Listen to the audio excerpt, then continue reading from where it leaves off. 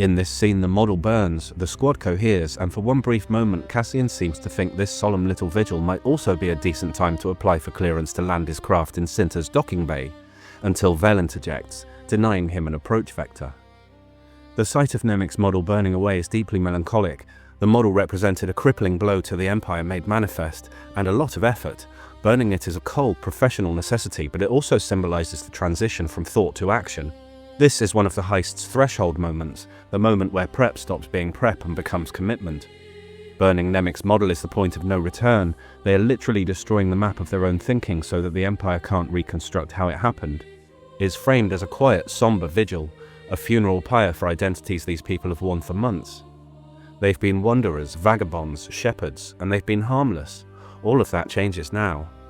Within this circle of firelight, a shift occurs in the squad's social hierarchy. Taramyn has spent the last several scenes belittling Cassian, correcting his posture and dismissing his suggestions. Handing over the flask is the universal military gesture of acceptance. It is the moment Cassian is officially promoted from an unwelcome tourist to a member of the squad. Cassian's look silently acknowledges that he appreciates the gesture and reciprocates it. They're saying, "We're a team, I'll have your back." Something I neglected to mention in the last scene explains what happens next. Remember when Cassian and Cinta were making eyes at each other? Vel, who was watching in the background, still does. It's part of why she told him to dress himself. Cassian drinks, looks to his left, and clearly intends on passing the drink to Cinta, and then boom, cock-blocked. Suddenly Vel is there, intercepting the drink and telling Cassian to stay focused. Nonetheless, the undoubtedly foul stuff is passed around the group and the circuit is completed. The friction that defined the camp has been cauterized by Cassian's competence, the tie's reminder of why they fight, and the proximity of the mission. For now.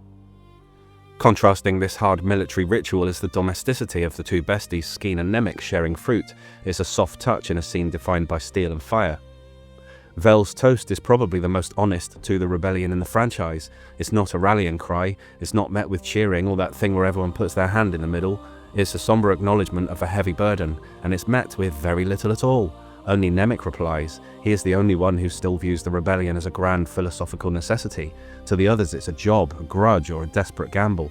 Or in Cassian's case, an old man dropped him here and didn't give him much choice.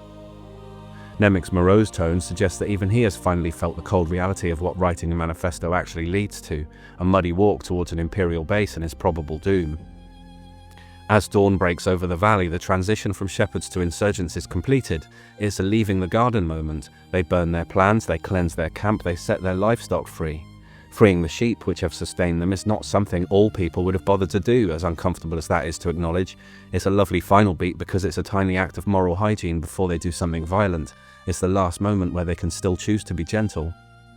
They leave behind the pastoral safety of the valley for the industrial cold of the dam, walking as tiny vulnerable silhouettes against a vast indifferent landscape. By the time they reach the garrison, they will be a ghost squad of the Empire's own making, an exploit in uniform, slipping past protocol on nothing but the confidence that this team can beat the odds.